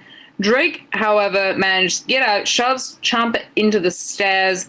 Gibson rolls Thatcher up. In the meantime, that doesn't really work for anyone. Drake gets back in. He's splashing Timothy in the corner. There's a spinning heel kick to Tim from Drake, and they load out to attack Tommaso. They pick Tommaso up and drop him onto the apron. Timothy at this point is getting his spine knee in from Mr. Gibson. Tommaso's apparently hurt because there's medical people checking on him. Timothy gets into a submission hold and can't manage to get to the rope. James Drake ends up getting in. The ref didn't even get the count started on the cover on Tim before he kicks out. He kicks James Drake in the head as just like a one-off fuck you. Drake doesn't take kindly to that and starts slugging and kicking Timothy. There's a belly-to-belly to James Drake, and Tim wants to tag out, but Tim has no fucking options to tag out. He's just aimlessly reaching towards the ropes. So Gibson gets back in, he clotheslines Timothy, and then plants him into the canvas. Timothy's nose is bleeding at this point. I don't fucking know how that happened. It's just bloody. His nose is in a constant state of being just fucking broken, I think. There's an uppercut under Tim's jaw. He takes to punching Drake, and then Gibson. Tim gets on Gibson's shoulders, but manages to free himself from whatever the fuck Gibson was going for. Catches Drake off the top rope with an uppercut. Tommaso's finally here. He tosses Gibson to the ground, begins punching the shit out of Drake, and then Gibson as well. There's a flying double clothesline to James Drake and Gibson, and then German suplexes to Drake, German suplexes to Gibson. He drops Drake down onto Gibson, and Timothy Thatcher's fucking sitting on the fucking apron, reacting to every fucking hit, and then anytime Tommaso's like injured or like smacked down to the fucking mat, Tim's just like, drag me in! It's like, I don't think Tommaso knows where he is right now. So, sorry. Sorry. I'm upset though. Sorry. Sorry. Sorry. Sorry. There's a failed fairy tale ending, but Tommaso just says okay and starts punching Drake. Gibson gets in, and just as Tommaso's shoved into the corner, Tommaso climbs up and over Gibson's shoulders and they begin punching each other. There's a jumping knee to Gibson and a neck breaker to Tommaso. I guess. I don't really know what to call the move. I thought they may have a name for him, but I didn't get it up. So, Drake comes in, gets up and off Tommaso's back with a drop kick to Timothy, picking him off the apron. Gibson's trying to lift Tommaso, and Drake goes off the top rope and folds Tommaso in half. I guess they were like saying like, oh, Tommaso's like dead weight, so Gibson can't really get a good hold on him on his shoulders. I don't know what the fuck happened there though. Honestly, I don't really know if that was the case or if just something weird was happening. But so Drake goes off the top rope while Tommaso's on Gibson's shoulders, setting him to the ground and folding him in half. I really thought that he kind of landed on his head because the camera angle was not forgiving in any way, any respect. So Tim breaks the cover, but Gibson pulls Timothy from the ring. Timothy ends up slapping him. Tommaso goes for the Widow's Bell on James Drake. Gibson stops that. We get a ticket to Mayhem to Tommaso. And I just fucking hated this match, I'll be really honest with you. I wanted there to be a point. Like, okay, so here's the thing. I'm not disappointed in the respect that I'm excited for GYV versus MSK. I'm actually really looking forward to that. I think that'll be a fucking sick match. However, don't understand why Timothy was in the ring for so long, why Tommaso was injured for part of it. It felt like they were setting up for like a massive, like, even on their own, they can take on like one tag team, something like that, and it just didn't come down to that. Well, So I just didn't really like it. Tommaso was injured for so long because the commentators kept building up about his broken neck, or his neck that was surgically repaired. And so whenever GYV would go after his neck, it would take it out of him. And I'm sure they're building up to after this match, like next week, Thatcher's going to be like, what happened during that match? Like, you were on the ground for like 90% of it. You weren't helping me at all. And then we suddenly reignite the feud. I know some people who would be really upset about that, but I could not be more excited for potential. Yeah, me too. All right, so we have the best of the night now. And that means one more spin of the wheel. Woo! Okay, I can finally drop the accent. For now. We'll see. Yeah, I guess that's fair. All right, let's spin the wheel. This is my spin. And here we go.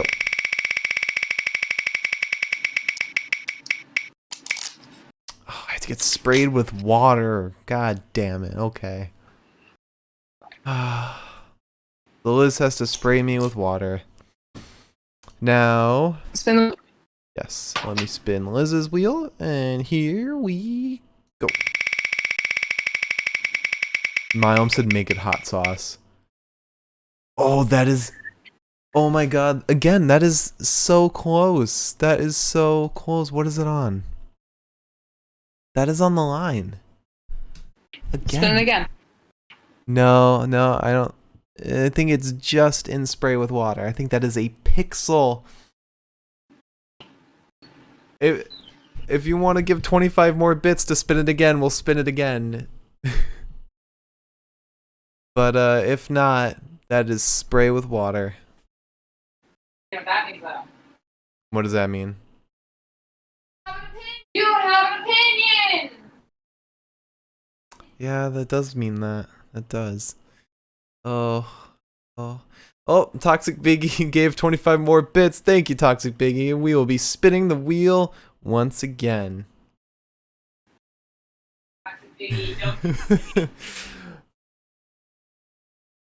Alright, just spray me I'm gonna wait first. till I find out what's on the Oh, okay.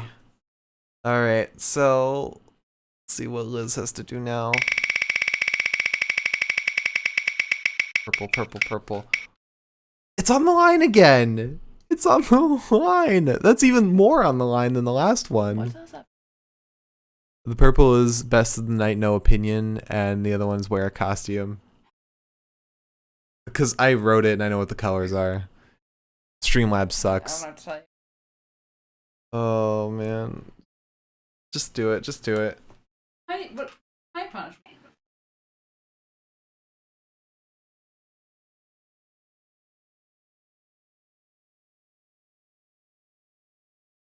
Oh, it's right on my forehead. Oh god. Oh, it's so cold. It's so cold. Oh, alright. So, Liz, let's say you have best of the night, no opinion. That's not fair. Alright. Look, let's do a respin. We'll do a respin, okay? Because this one is even more on the line than the last one. And this one's literally exactly on the line. Alright, let's see one last time. This is the final spin. I promise you all, this is not a gimmicked wheel. This is bullshit.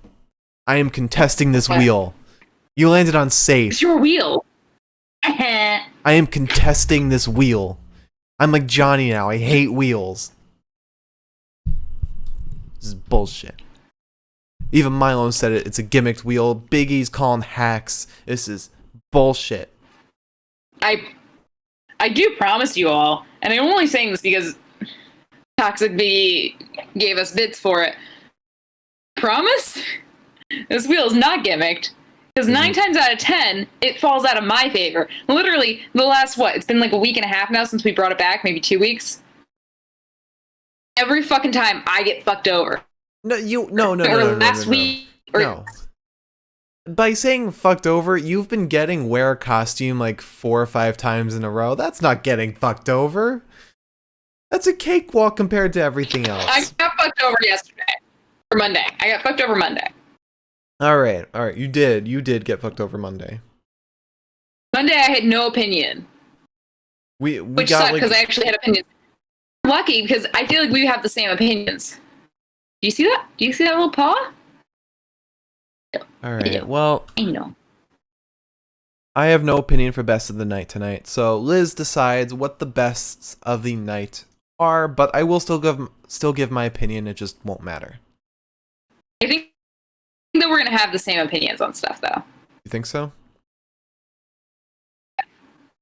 All right.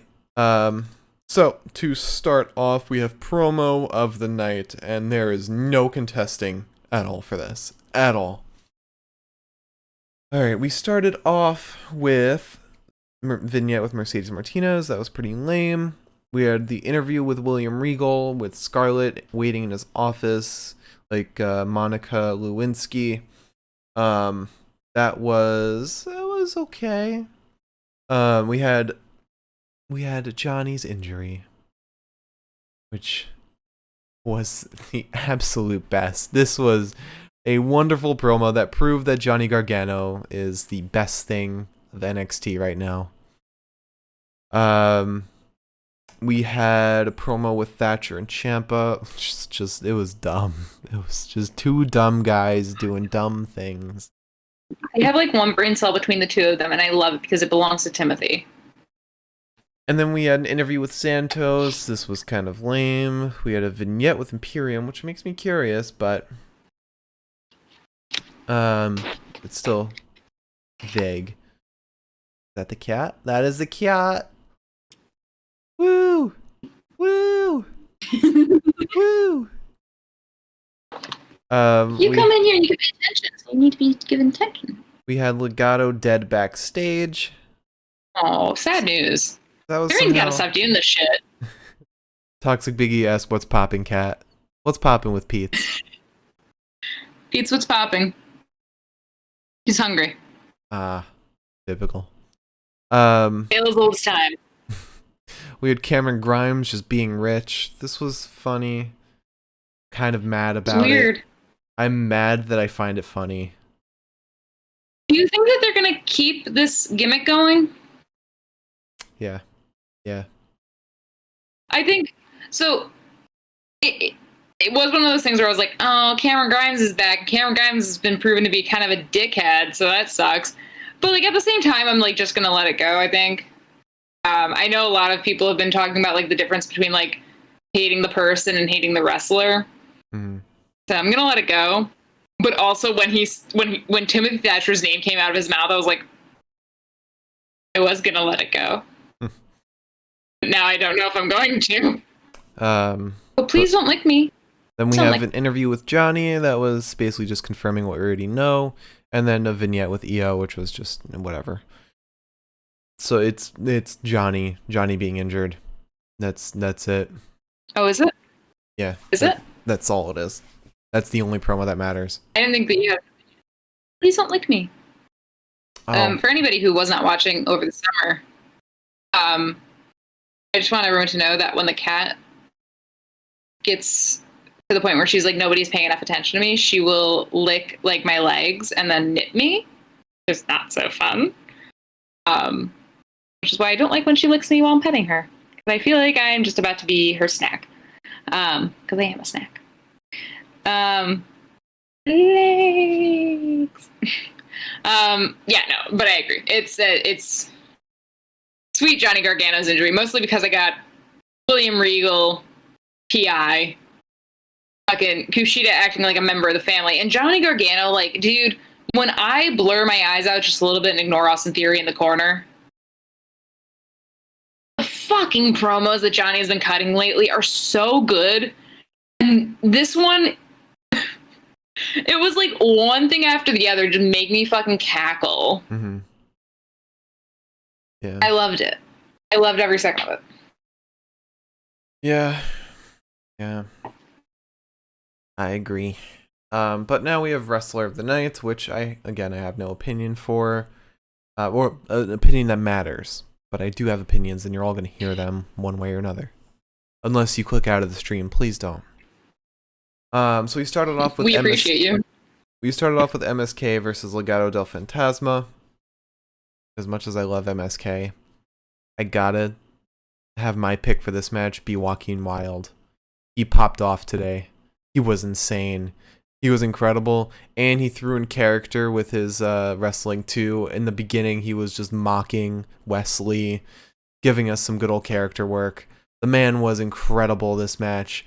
I am excited for TakeOver though, because Nash Carter on Twitter said that he has incredible things in store. Like, he is going to just let it all loose. He's got so much in the bag. No offense. If Nash Carter has not let everything loose, if Nash Carter still has shit in the bag, there's no way in hell that I'm taking any fucking notes at TakeOver. I'm not going to be able to. He's already got too much out of the bag at this point. It's the best thing about MSK for me. I was excited when I heard that we signed. I forgot what's his name prior to, but Wesley and Nash Carter. I was excited when we signed them. I'm hoping that we get the third member of the Rascals signed at some point in the future, but I don't know if we will. But that said, I was really excited. And a lot of times when I'm really excited about a signing, it either goes awry one way or the other. MSK is like the first time in a long time where it has not gone awry, and I'm fucking thrilled. Like, I'm having the time of my life with them. That's all I'm gonna say. Also, real quick, Renee tweeted that tomorrow her, quote, handsome husband is going to join her for a very exclusive Valentine's edition of Oral Sessions, her podcast. She said, my show, ya pervs. We're going to dole out some relationship advice. And just imagining Jon Moxley giving out relationship advice. Oh, you know my ass is listening to that. I don't listen to podcasts ever anymore, but my ass is definitely listening to that. Mm-hmm. But anyway, back to the matches. We then had Xia Li versus Cora Jade. I mean, Cora didn't throw out a single move, so... Oh, Milam asked, when's the relationship advice segment of this podcast? We should do one on Sunday. Okay, yeah, I'm fine with that. Because I've got Monday off, so I'm cool with that. I think you had to see my nicotine gum died. Tweet at us on Twitter.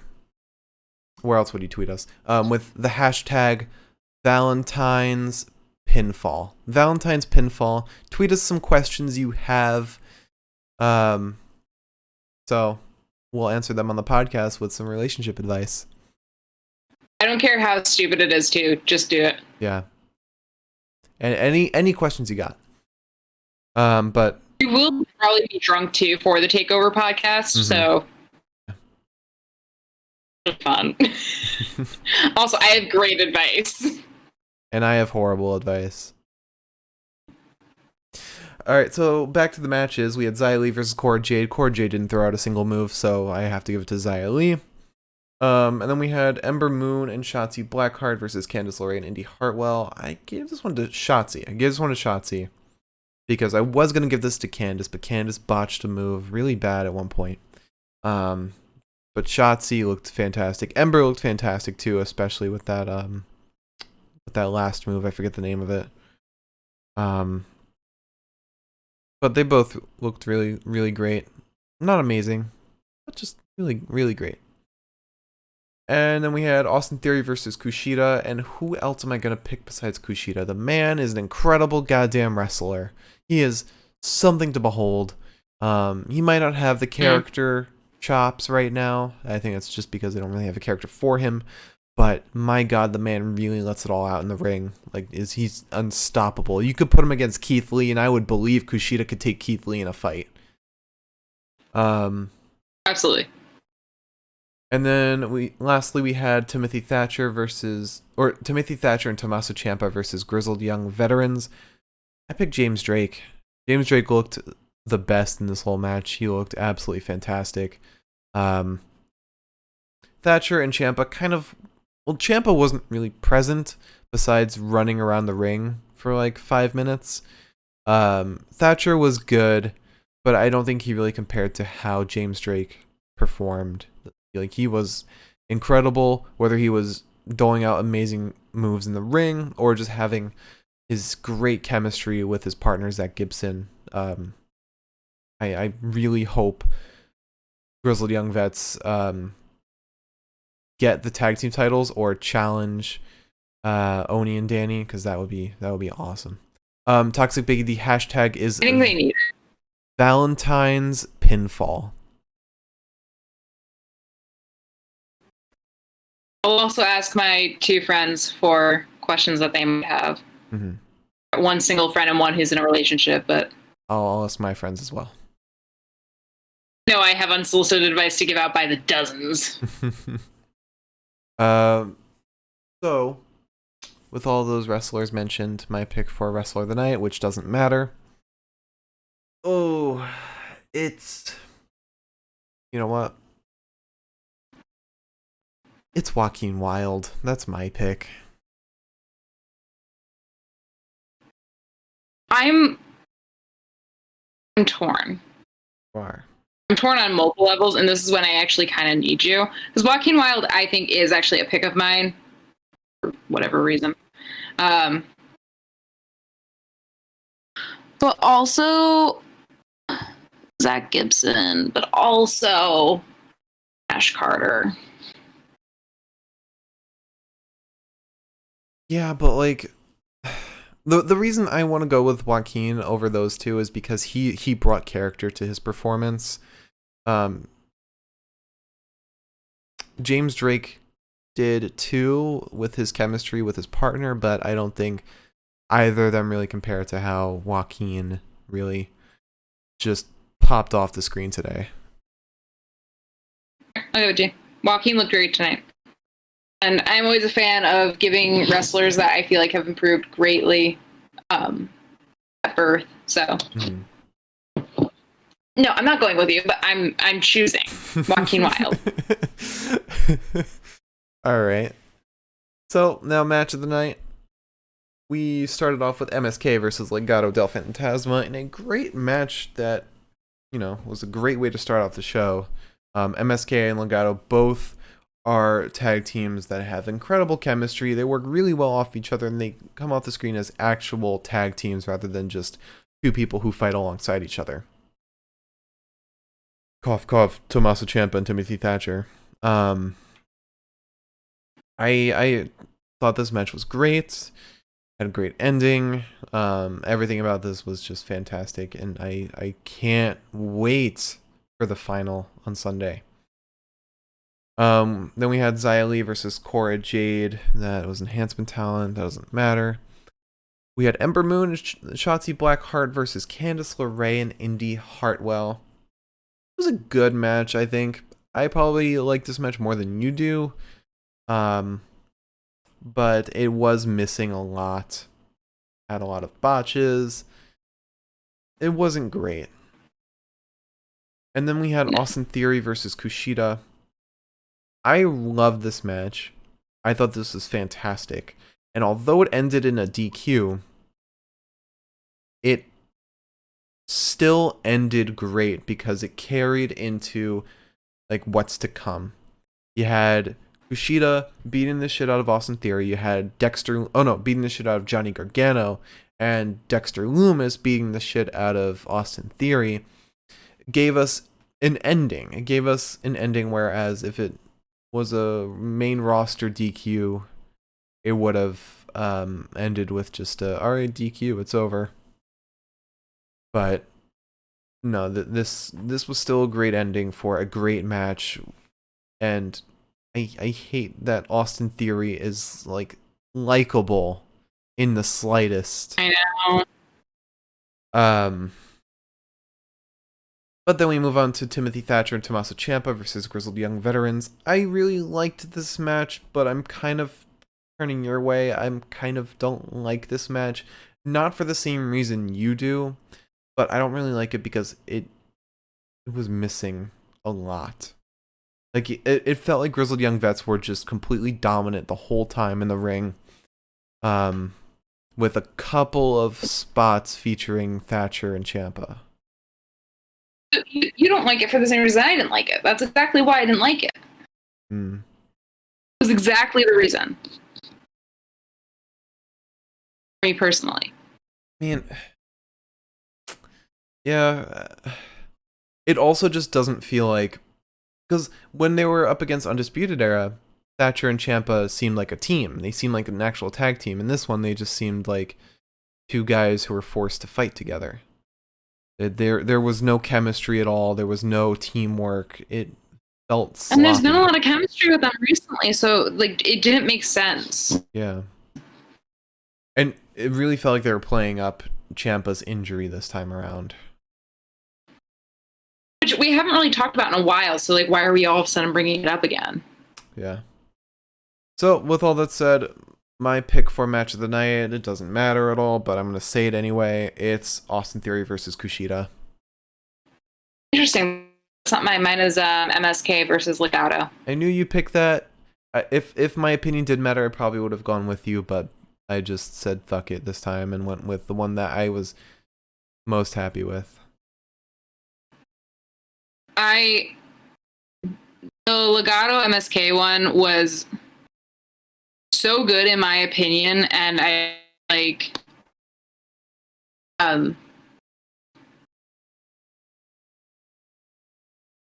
just it made me even more excited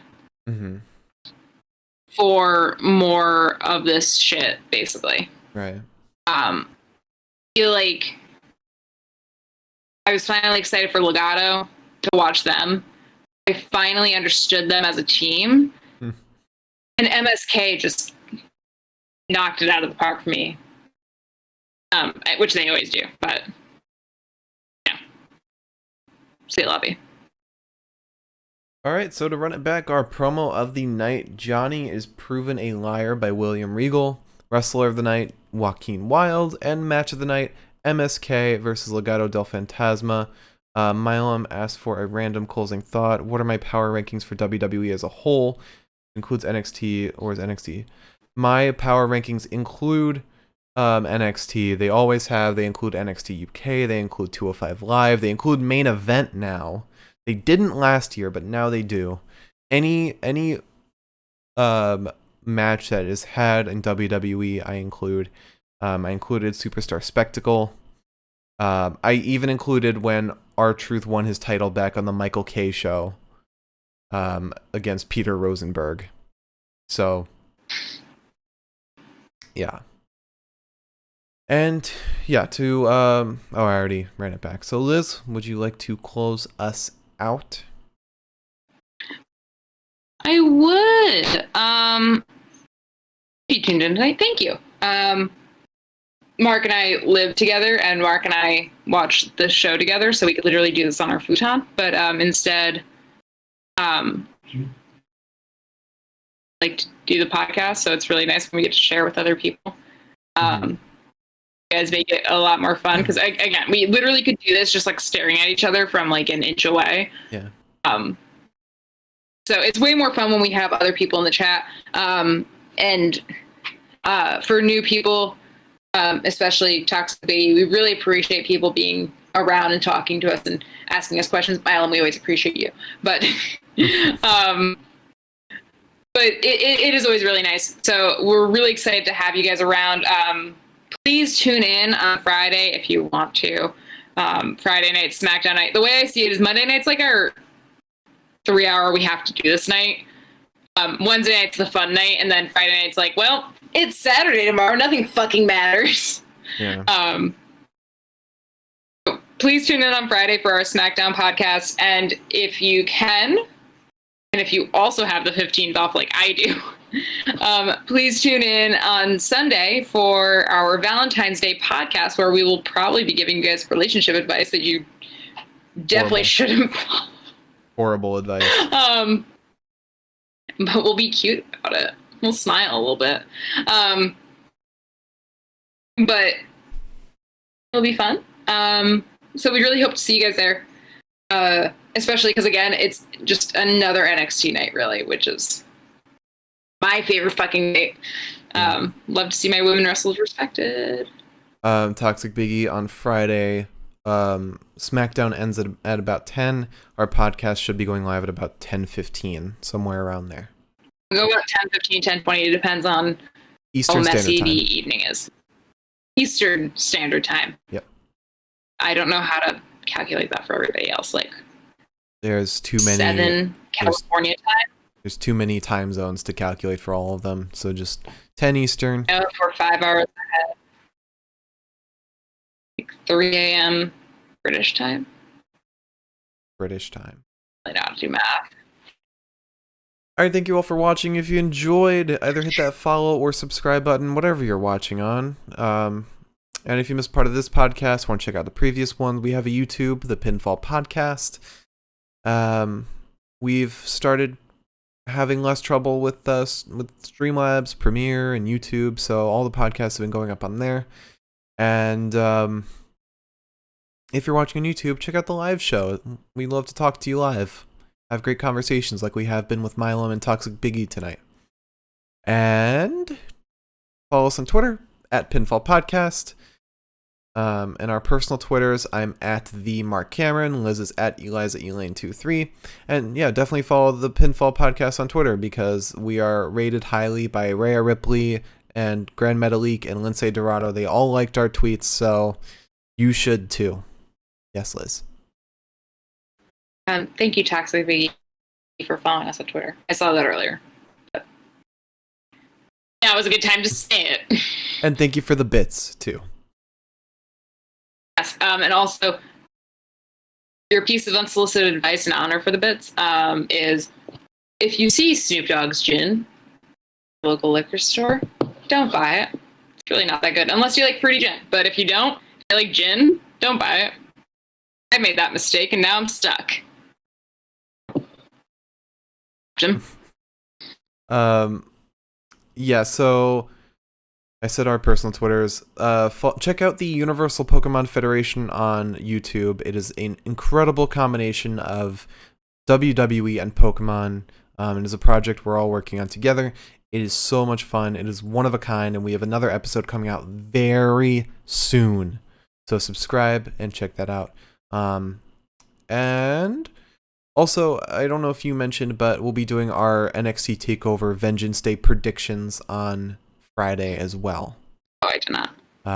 So you won't want to miss that, so you'll know what's going on Sunday. All right, have a great night, everybody. We'll see you on Friday. And I don't know how to close this out. Thanks for watching.